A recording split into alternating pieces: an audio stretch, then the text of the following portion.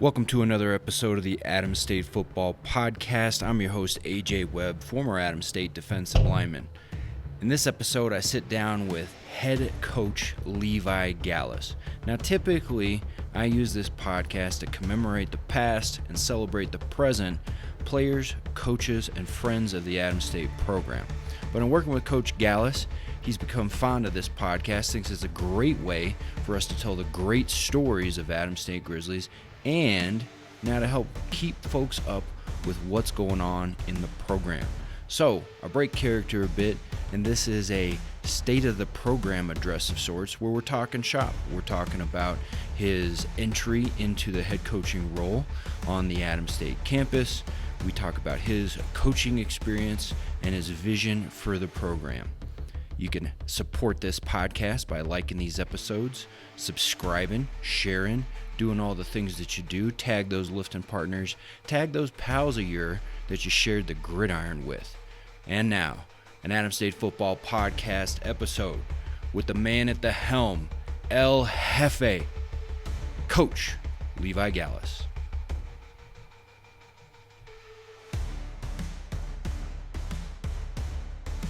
Before we get started, let's take a pause for the clause. This is Levi Gallas, your Adams State program head coach. Thanks for tuning in to this episode of Adams State Football Podcast, where we connect the past and celebrate the present players, coaches, and friends of the Adams State football program. You can support this content by sharing this episode, leaving a rating, or writing a review. If you want to keep up with the program, you can also subscribe to our newsletter, follow us on X, Twitter, Facebook, or even Instagram. This way you won't miss out on any upcoming events, like our First and Goal Banquet on July 24th of 2026, or the next day, the Dr. Jeff Geyser Golf Tournament on July 25th, 2026.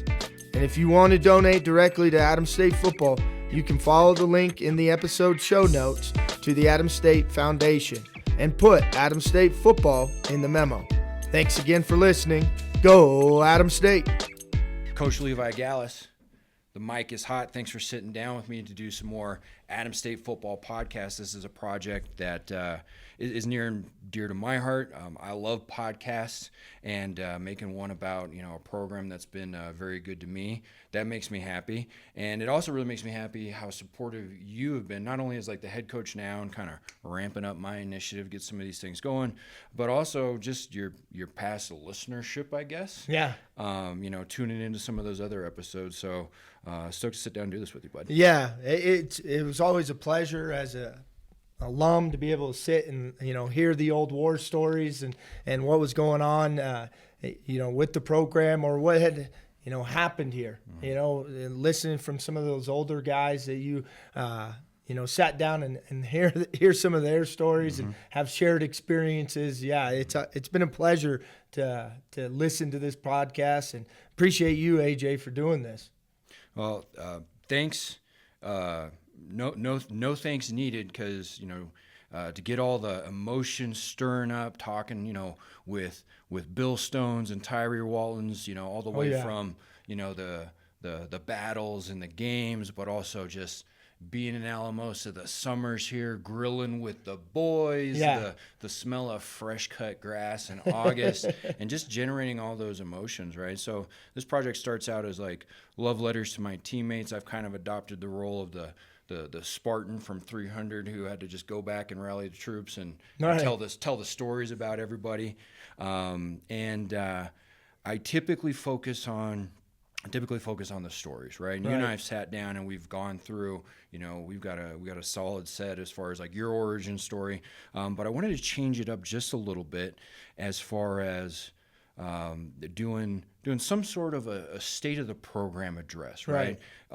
Using the dozens of listeners out there, so like, subscribe, share, get your friends to share, to just have a platform to where we can sit down, we can unpack last year from when you got here through the first season, and start looking at the vision that you have for Adams State, Adams State's alumni, and all the things that are going to go into getting getting the Grizzlies right on the gridiron and start smacking some people in the mouth on a consistent basis. And so that's what we're doing. So, right? So it's different. Usually I just get to chit chat with you about when you first started playing sports. Right. But so you and I, we come in as freshmen at the same time. We share the field, and we go in our separate directions, right? So I go out, start working in healthcare after we graduate in May of 10, right. And you go and get yourself started in coaching. So I want you to give us an overview of your coaching background right from the start in May 2010. Yeah, so I jumped right into high school coaching. I was in the Denver metro area, was coaching at Littleton High School and then Ponderosa. After that, had an itch for college. And it just so happened the first spot that I was able to land happened to be one of the greats of Adams State. Jeff Geiser, Dr. Jeff Geiser was actually the AD down at Eastern Mexico. Was able to be there for 5 years.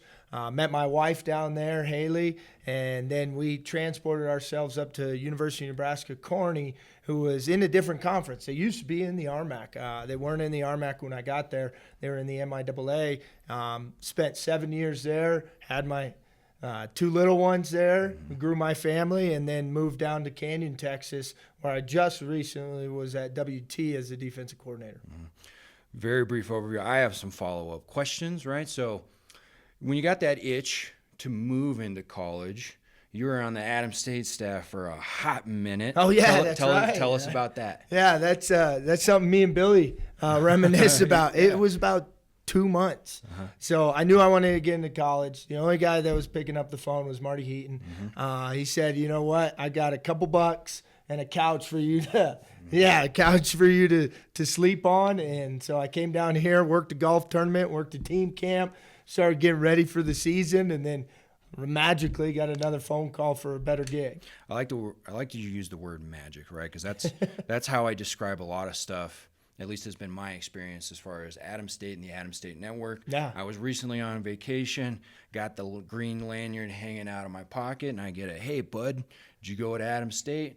My name is Joe Camp. I was a pole vaulter in '85, and now I got a best friend on vacation. It's like that all the time. Yeah, man. We get to chop it up. Now, party you're in for Eastern New Mexico, because that resume lands on the desk of Josh Lynn. Yep. And the athletic director is the great and powerful, the legendary Dr. Jeff Geiser, a gentleman who's had a green lanyard hanging out of his pocket for a minute. Oh, yeah. And what a great experience to do it, because, that was my first job I got in college. So I'm trying to learn how to recruit, how to not micromanage, but manage, handle a position meeting room. I'm able to, go to Coach Land and ask him questions, but then I'm able to walk right into the AD's office and, pick his brain on some things. And it was a great experience. And that's at Eastern New Mexico, so go Hounds. That's a team out in a pretty desolate place in a pretty tough conference, right? Correct. So tell us a little bit about, I've heard you use the term rebuild. Is that an accurate way to describe what yourself, Coach Lynn, Coach Dr. Geiser, is that what happened down there in New Mexico? Yeah, it really was at Eastern New Mexico and University of Nebraska Kearney, and a little bit even at West Texas. I found the new word rebirth, because they had strong traditions like Adams State, in which you could lean on a little bit. It wasn't this brand new program that we had to rebuild essentially. But each experience was kind of unique in what it brought to the table. Like you said, Eastern New Mexico in Portales, New Mexico, isolated out there on the eastern parts. It was a part of the Texas Conference known as the Lone Star. We played some really tough teams. We were able to take that program from not having a winning season in 9 years to by our second year we were able to win the conference championship. And then we left there with 4 winning seasons in a row, 2 times into postseason play. Left it better than when you found it. Got that conference title. That's super special. And I bet you that had a lot to do with Kearney's situation. Yeah. And Oh, they it did. probably picked a Josh Lynn to be their next head coach. So when is it that they swoop up Josh Lynn and take you guys up to? Yeah, so it's Roper after country? it was after the 2016 season.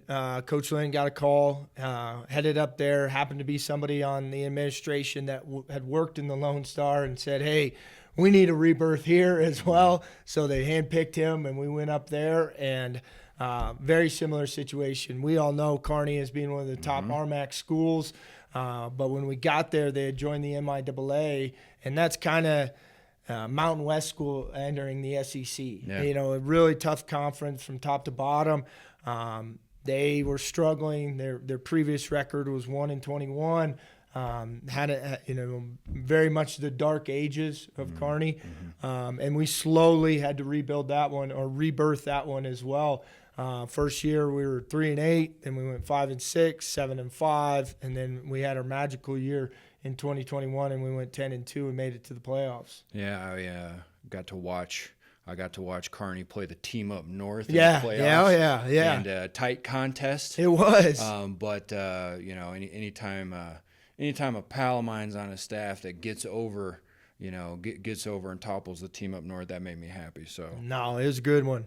and we'll put a pin in this, but not only did that involve the X's and O's and the wins and losses, there was a bunch of stuff off the field that you had to go and get done in order Correct. for Kearney to compete in the SEC of Division II, that MIAA. Yeah. And so you rebuild it, you make it to the playoffs, and then you're headed down to Canyon, a team that we played when we were when we were in school. Right. And I remember the big stadiums, like they take football pretty serious down there at West Texas A&M.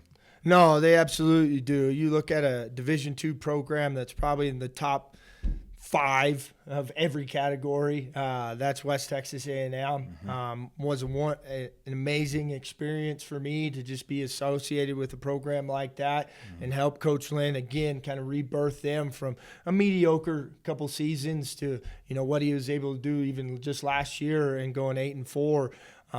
But had a lot of fun, learned a lot of things, and then here we are now. Right, here we are now.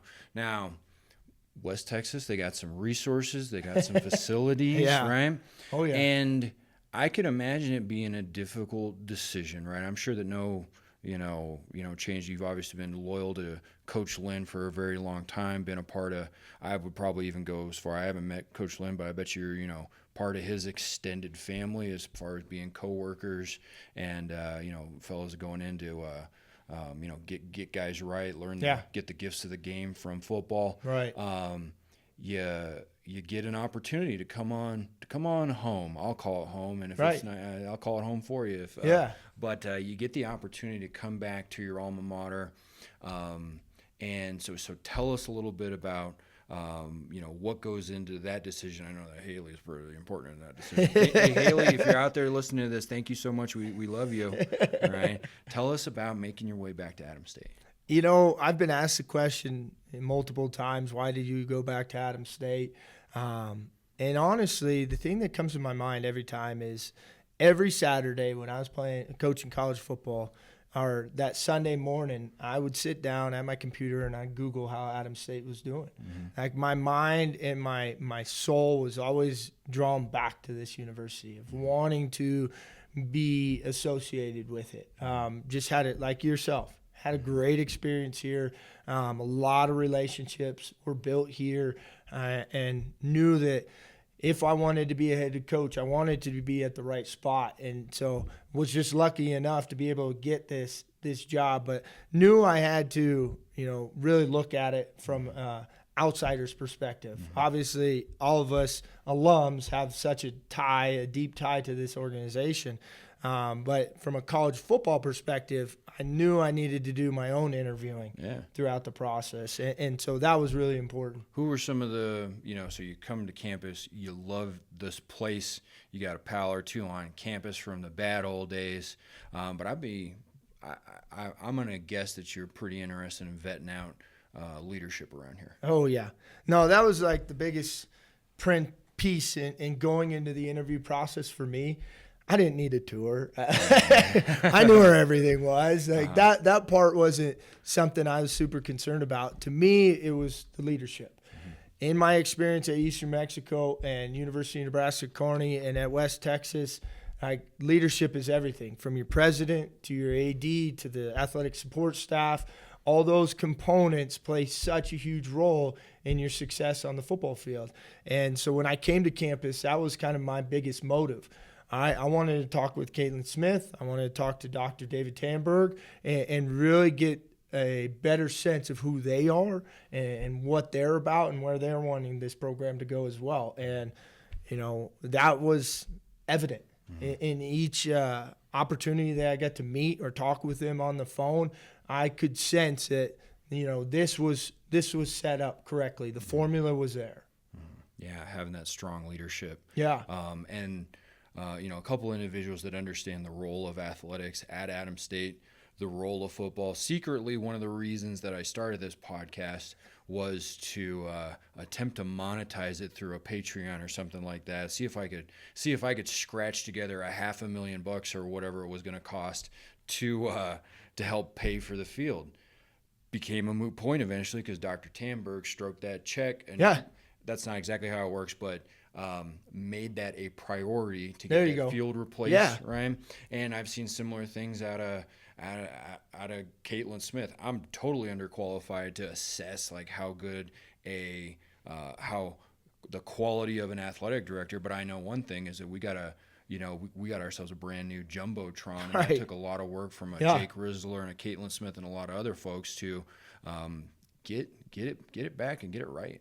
No, and I think that you see that in an administration all the time, from a different view. Like, administrators can easily point out what they need done. Yeah. But then the really good ones get it done. We can all sit there and say, hey, we need this. Yep, we all know we need this. They didn't just say it. They went out and got it done. And to me, that's proof that the administration is wanting to get this thing, in the right direction. I can imagine situations where someone takes a head job and then finds out after the fact that they're a redheaded stepchild of sorts, or on the back burner, or around a group of people that don't have the reverence and the appreciation and the understanding of the role that athletic plays in colleges. No, and you don't have that with Caitlin and with Dr. Tamberg. Those two were student athletes themselves. Even Caitlin has been a coach. She sat in my seat before. And so just having that view of this whole thing has been huge in the production of what they've been able to do. So we're knocking on the door, right? Spring ball number 2 starts here in a couple of days. I think it's legitimate to call it spring ball number 2, but I think if I had to really dice it up, it's like spring ball 1.25. Yeah. Where you're on campus this time last year, going into spring ball with a skeleton of a team as far as like the overall numbers. Let's put you on campus last year. You've got the job. I catch you sleeping in your office on an air mattress. Okay. You weren't supposed to say that. Sorry, human resources, that never happened. You're getting stuff going. You're on campus in January, if I can recall, and signing days like right around the corner. Tell us about the beginning of the build. Yeah. Or the rebirth. Yeah, there you go. As I went into it, it was, all right, I really needed to analyze 3 things. I needed to analyze our roster, I needed to analyze a coaching staff, and I needed to analyze recruiting. And so that was kind of the big 3 that I was going into every day there in that first month. And it was tough. You try to recruit, but when you're only one individual, it makes it very difficult. Trying to put a staff together, going through the whole HR, all that style, and those components, and then trying to connect with a team that wasn't even going to show up for another 3 weeks. So had some challenges there, but we were able to work through it and was able to hire a really good staff that is still with me today going into that first month of February, and then meanwhile, starting to reconnect with the new team that was wanting to come back, wanting to be a part of the Adams State tradition, and then at the same token, trying to sign our first signing class. Tell us about the building of your staff. Who's your first guy? It's you're the king in the chessboard, and you got to get yourself the queen. I don't know if I want to call Chase Kaiser the queen in his face, but tell me about assembling that staff. Who's the first guy you get? Yeah, the first one was Chase Kaiser. He was an offensive coordinator with me at West Texas A&M. We were working together as the coordinators from the defense and the offense perspective. Was able to convince him and his wife Morgan and his family, to come up here and join us. And then next, I was able to hire Nick Olney, a guy that had built a relationship through recruiting high school ranks, but then he had also stepped into the college world and was able to convince him to come down here to be an offensive line coach. And then from there was able to put together 2 young assistants that were really growing and doing a good job at their institutions, and being able to convince them to come here, and Nick Gossage and Caleb Kazuski. And then, from there it was, what kind of GAs? I was able the first year kind of hold on to some of the GAs that just started their grad programs, and so being able to keep them along the way, 2 of which had actually been Adams State alums, as well as played football here, and Damari Reynolds and Zaire Banner. And so being able to keep them on staff helped me really kind of navigate, what was going on at Adams at the time, as well as help me push this thing in the right direction. I'm hearing it seems that relationships is an important component of that, not only the long-term relationships that you had with a Chase Kaiser, as far as kind of being his coach, not a specific position coach, but he was a coach, or he was a player down in Eastern New Mexico. He goes off and does his thing. You get to reconnect and work together. Your long-standing relationship with Coach O, but then also it's probably a bit of an ace in the hole when you have this returning group, and you have a Zaire Banner, you have a Damari Reynolds, and a Dan Roulette that have some existing relationships with the players that have chosen to stay. Absolutely. No, it helped a ton in just the conversations and helping my evaluation process going into that first spring, to be able to have their input and understand how they saw it, or where it had been and where we wanted it to go, and just help with that direction, those side of things. So a lot to do in a little bit of time, cobbling it together, making it work, spit and duct tape, whatever it is you need to get it in. And so you go into spring ball last year. Someone had asked me, how's spring ball going? I said, it's kind of like prison. They give you 30 minutes every other week with a Nerf ball. Mm-hmm. And that was a joke. Mm-hmm. Maybe it was an insensitive one. But really what I was pointing to is that you had 40 guys on the roster at that time, and when you have 5 linemen to get you through a whole spring ball, that's it's a limiting factor. Part of me is jealous. I'm like, man, those guys got to spend a lot of time with their specific position coaches, but at the same time, definitely some challenges. Yeah, definitely some challenges. And as I look back and reflect on it, you look for wins, and I felt like that first spring ball was a win for us, because when you only have 5 OLs and you come into a roster that doesn't have a quarterback, you have to try to make things work with what you got. And we were able to not only do that, but I felt like be successful in it as well. We were able to get all 15 practices in. Obviously, we weren't out there grinding for 3 hours. You had to trim some times here and there to make sure that you were getting adequate work at the same time, but we were in really good position.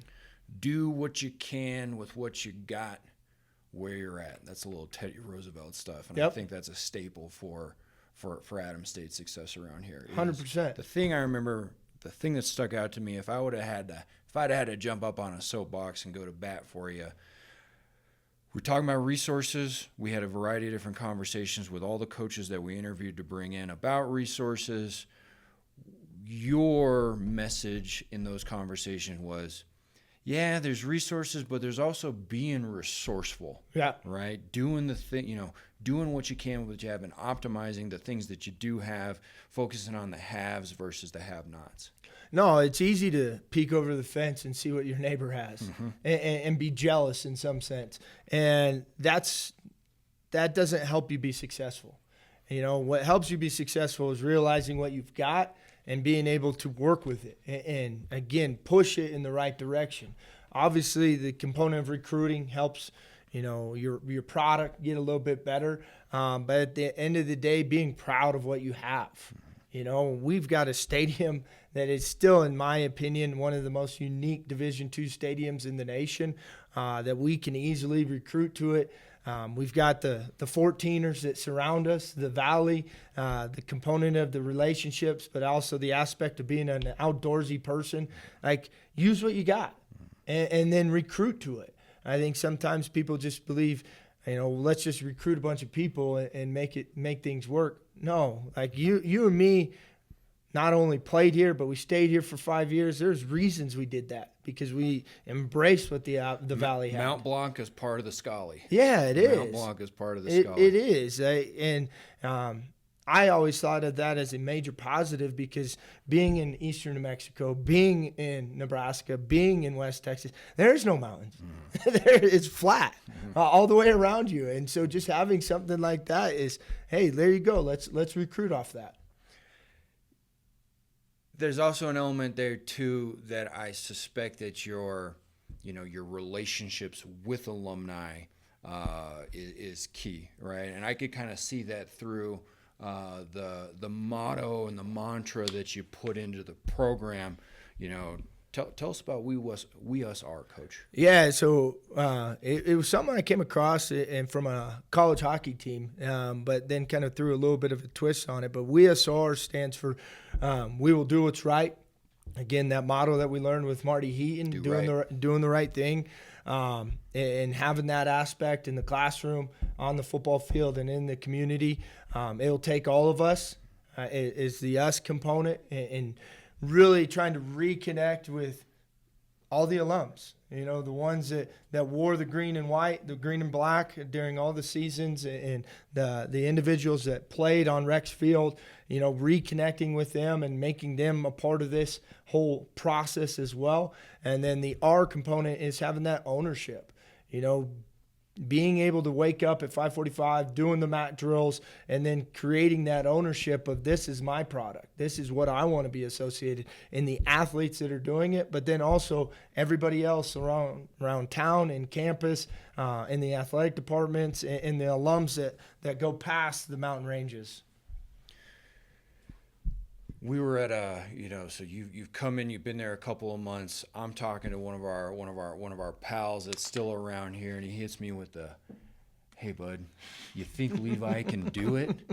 And what you had brought into with the We Us Are, that was starting to rub off on me, and I said, "This is our program. Yeah. This isn't just Levi's fight. Yeah, all of us are going to be a part of rebuilding our program." Amen.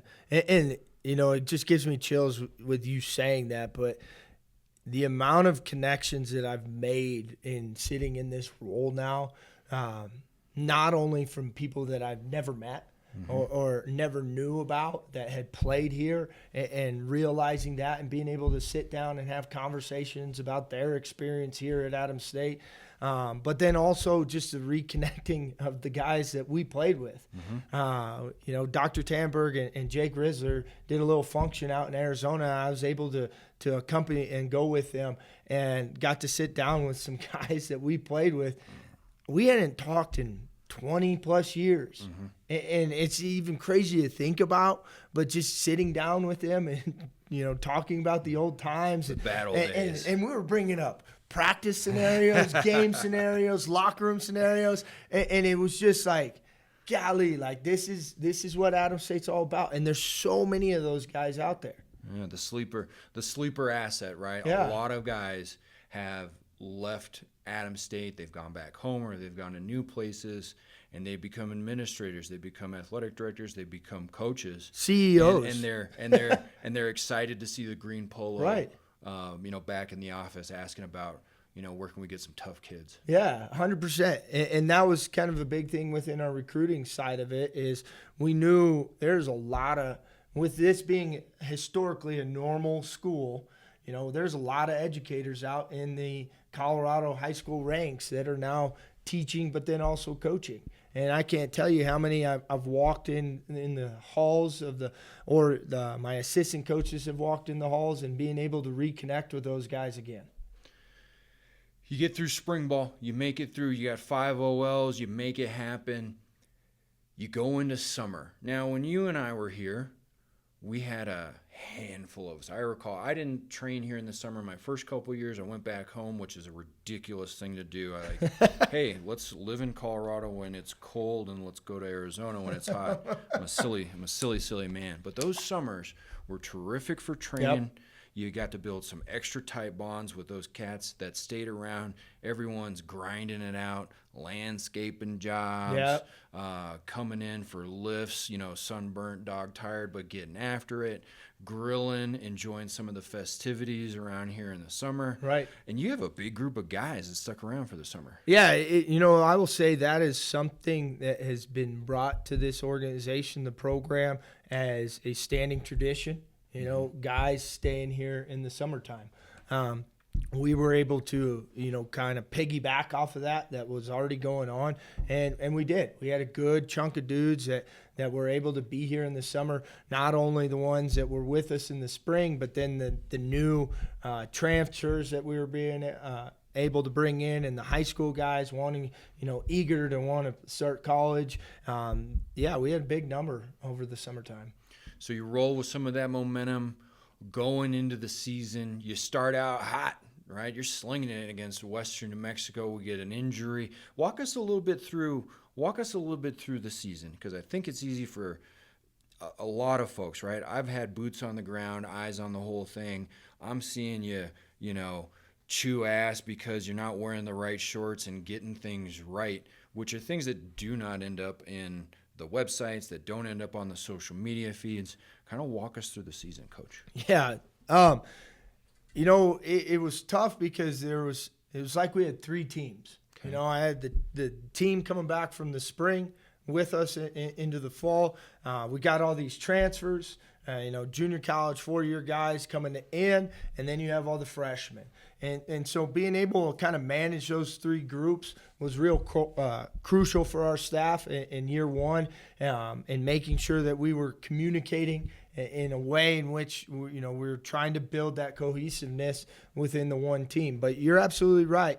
I felt like year one we had to really nitpick things in the rear end, and making sure that we did it the right way the first time, and not let things fester over and become problems. And so, there was some of those growing pains as a culture of learning, no, we're going to do it this way, and we're going to do it the right way. And that might have, deterred us from being able to go out and get some wins that were available to us in year one. But in grand scheme of things, what we needed to do in that first year was more important to me in having sustained success in the future. No, definitely a tricky situation when I think about, like, some people, I'm a professor, some people are like, oh, your job must be difficult. And I'm like, well, I think about a college football coach. You're responsible to get 120 18 to 22-year-olds on the same page, policing each other. And I go, how does anybody ever win a football game? If it just didn't happen that one team at the end had to win and had to lose, like, how does anybody get this accomplished? So kudos to, that undertaking in that short amount of time. You're my pal. I'm not going to give you flowers, make excuses and stuff like that. But, like, that's a hard thing to do, to establish a culture, to create the norms, and to get people walking the walk of all the talks and the talk. No, it is, but that's where you hire a great staff. You hire a staff that is, again, walking the walk, talking the talk, and getting the rest of the organization to move in that right direction as well. And I think that's what we were able to do year one. Big thing that I always consider going after that first year is a huge portion of our freshmen that we brought in are still here with us today. And so they were able to get the message from a recruiting perspective of this is who we're going to be. Then we go into the fall and they realize, yep, this is who we're going to be. And now they're going to be able to carry that over. Year one, big Colorado focus as far as recruiting. Yep. I hunt, so one of the maxims in hunting is don't drive by elk Right. to go hunt elk. Right. You guys really beat the bushes in the state of Colorado, bringing Colorado kids, from Broomfield and Colorado Springs and all these places. You get a solid Colorado base. Right. You go into year two, I would imagine that some of those, fruits are blooming as far as those rekindled relationships in the state of Colorado. Yep. But you also make it down to Arizona for a bit. We did. We were able to actually. I'm just being biased because I want to hear about my home state. Right? You need to. And really, in all actuality, that was kind of our goal in recruiting. Is we needed to replant ourselves in our own box state and regaining all those and rebirthing all those connections within the Colorado High School Association, but then knew we needed to start supplementing a little bit back into Arizona because, when we were playing here, not to say it was the script that we all need to go off of, but there was major success in doing that, and there still is because there's no Division IIs out there. We've got a lot of alums that are still living out there. Cody Mueller, Mike McDonald, Gene Mejia, Tony Gabalski, Oscar Villa. I'm not shucking. Chris Lundeen. Chris Lundeen, Kevin Ashak, the Rollings. Cam McKay. Danny Dyson. Let's just, all right, start writing. No, I know. We're going to miss somebody. We're going to miss somebody. I'm going to feel bad, but it really is. There's a lot of guys that are living out there, or even some of them are coaching out there that want to see not only us be successful, but are still saying that message of, hey, Arizona is kind of getting skipped over. So you get recruiting class number 2, 1.25, whatever it is that you want to call it. You get those fellas signed up. Tell us so that kind of brings us into the last couple of months. Tell us what the last couple of months has looked like for Adams State football players and getting ready for spring ball. Yeah, so obviously we go in major December, January, February is a lot of recruiting. But then our guys come back in the early part or the later parts of January. So we get them right in about the second to last week of January. And we were able to kind of be able to have a bigger roster than we were the first time. So first time we were just a little bit over 40. This time we're right about the 80 mark. Yeah. So doubling the roster, that just makes spring ball, weight room, all those kind of components a little bit better. But our focus was still on this is a process and let's kind of build these guys up. So we went into, splitting up the teams into groups and making sure that we had group competitions going on and bleeding that into the weight room, as well as getting back into those good old mat drills and that side of things, because we knew we needed to get those guys progressing, getting bigger, faster, stronger, progressing from a leadership component, progressing as a team. There was a lot of those principles that we all talk about that win football games that we knew we needed to have happen this spring, and felt very confident in what we were able to accomplish. It was about a 9-week phase that we were going through, and that bleeds us right into spring ball going into next week. Absolutely. Todd, what's the date for spring ball? Todd's the producer, everybody. April 3rd. So April 3rd, we got a spring game. Yep. A variety of different. No, that's when we start. Oh, pardon me. Spring game, May 1st. Sorry. So spring game, May 1st. So we'll put details in there. Yep. We're going to have some show notes here where people can follow along with the program, kind of get these schedules and stuff like that. So spring ball's knocking on the door. Oh boy, I have your players in my classes, and then they came in for mat drills talking about the pukers, and that's not to insinuate that you're doing something reckless and endangering not lives, at all, but they're getting after it, and I loved that. Was definitely I loved going and playing and competing, but the off season was really my jam as far as like the things I missed. The thing I'm most proud of is I never missed a mat drill. Right. And just that environment, you're getting after it, you're pushing one another, got that iron on iron. It's a beautiful thing. It is. It absolutely is. And, it's crucial. You got to you got to take full advantage of the 15 practices that you get in spring ball. And where we're at in an organization right now, I wanted to make sure we were not only in shape, but we were the biggest we could be, we were the strongest we could be, so that when we got onto the actual field, we were able to produce, at a high level and have real strong competitions going on. So I'll take you through spring ball. Now, I put a pin in the discussion earlier talking about off-the-field type things. We'll go into summer. I'm going to assume that you're going to have a bunch of guys sticking around, getting side jobs, doing side hustles, lifting, grilling, enjoying Alamosa, getting ready for 2026. But there's some things going on in the summertime, right? That are definitely, like, alumni. You're highly encouraged to participate in these things. I know you got a kids camp coming up. Yep. And I'm putting you on the spot, but tell us a little bit about some of these spring/summer activities that are available for alumni. Yeah, absolutely. I invite everybody to come to the spring game. Feel free to come to any practices that you want to as well. But kind of going through the list, hoping I don't miss anything. Yeah, we got a big kids camp going on again. We put one on in the spring, one in the fall for the Valley. Anybody can come. It's free of charge. And I got to interrupt you. That kids – so – this will be maybe the third or fourth kids camp that you've done. Mm-hmm. And you're drawing 120 plus Valley kids coming around here, not only Valley kids, but kids out of Pueblo. The kids have been an important thing. So not only have you, put in this We Us Are, and you're getting, after in the weight room and you're holding people accountable for their grades, you've been active in the community. Yep.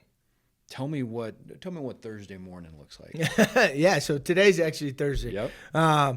We do a little thing called Knuckles Thursday, where we go to different elementary schools within the community. We've hit up Alamosa to Monte Vista down to La Jara, and just being able to be there in the morning and try to put a smile and some energy on the faces of our youth as they go into their last day. So nobody goes to school on Friday here.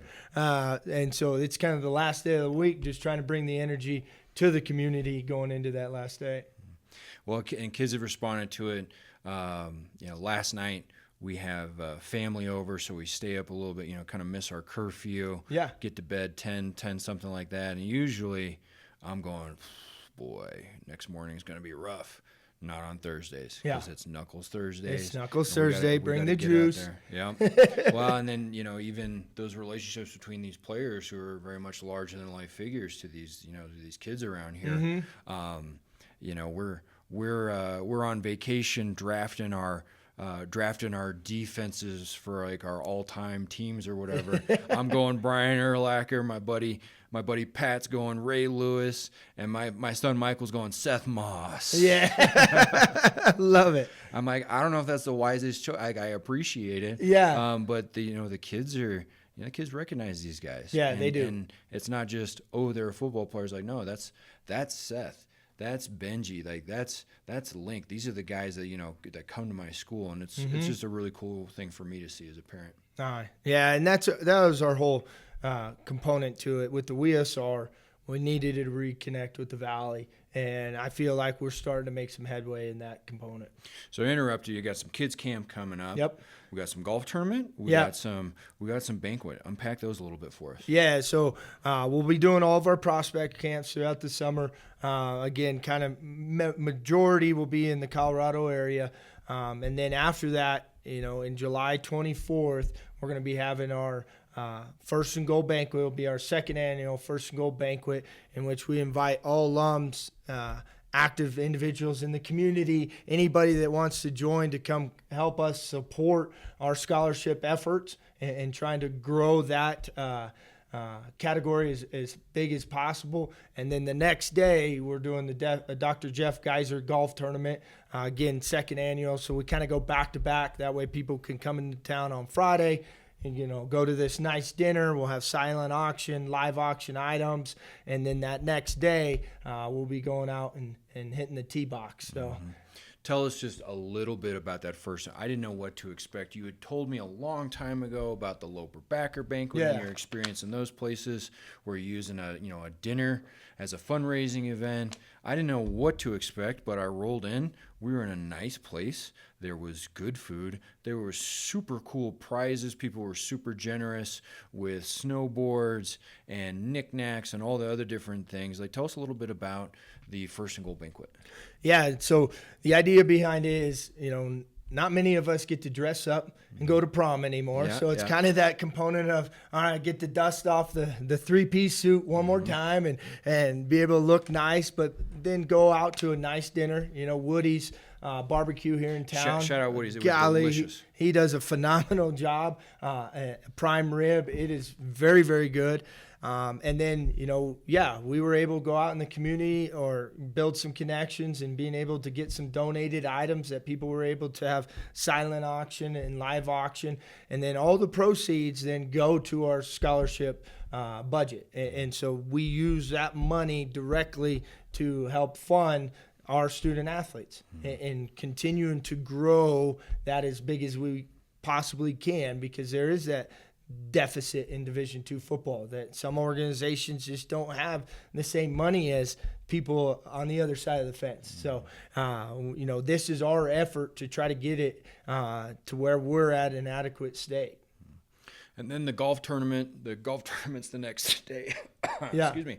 I haven't played golf. I don't particularly care for golf. I had a terrific time. I got to golf with two alums, right? With two alums, in Coach Wassinger, his lovely wife Elaine, and Jason, who I hadn't seen in such a long time. Yeah, that's right. And not only was it, we got the golf together and you guys kept score for us and stuff, but there was also the cigars, the side competitions between the long putt, the heckle hole, all of those things. Oh yeah. I had it was a really good weekend to be back with some of my pals, get some good food, get some dollars allocated for player scholarships, and then to go and just have a good time, hitting the links. Yeah, no, and we try to put on a really good golf tournament.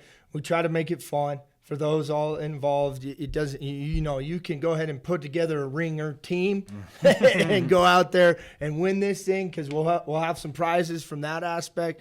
But at the other end too, we try to make it fun. We do have the heckle hole. We do have the longest putt. I think we're going to do, some other surprise ones on different holes just to have some fun, just so that somebody that's never picked up a club before can still come out and enjoy the day. That's awesome. So we'll use the show notes of this, whether you're watching on YouTube or whether you're watching, through Spotify or something else. Check the show notes. There'll be links to those events, but also how to keep up with the program, the newsletter. Yes, I think you've done a great job with that newsletter. It's a cool thing to just get a nice summary of the past month of what's been going on with Adams State football in lots 100%. of ways for alumni, friends of the program, maybe even future folks that are looking at Adams State to keep up with what's up. Absolutely. And kind of to finish that dates that are kind of important coming up. I know we really want to be pushing to our last game of the season as a big alumni game. This is something in which I want to invite every Adams State football player. A lot of people will bring back teams, and we've done some of that here at Adams State, but I think this year I want to bring back as many people as possible. And what better game? The alumni game. Yeah, then what better game, too? Our last game, we're going up against Fort Lewis on the other side of the pass and bringing them into town. I want alums to come show up for that one. And I think that's going to be a big one. So Coach Gallas, you have a captive audience right now. Give me a call to action for Adams State alum, anybody that wants to participate in some of these activities. What do you need us to do for our program? Yeah, and I think you put it perfectly. This whole WSR is not just something incorporated into our players. It's incorporated into every one of us, including alumni. Okay, I want you to go back into your closet, dust off that polo that you've had hanging, and wear that green proudly. At the end of the day, yes, this isn't about everybody coming and writing a check for me or for the football program. It's about, being back involved in everything that we're doing. So I ask that any event that you guys can get to, please come join us, come meet us, come meet the staff. We would like you to feel part of this organization again. It's finding, if you can't get to a golf tournament or the dinner banquet, pinpoint a game, whether it's here in Alamosa where you can rekindle some relationships that you had from the past, or even just catching us on the road. It's about picking up the phone and calling out your teammates again and seeing how they're doing and building that Adams State pride in this organization again. It's about even reaching out to myself, giving me a call, shooting me an email. I'd love to talk to every single one of you. This whole thing is about we, us, are, and it's going to take all of us. Love it, Coach. Thanks for your time. Yeah. Go Adams State. Yeah, go Adams State. Woo.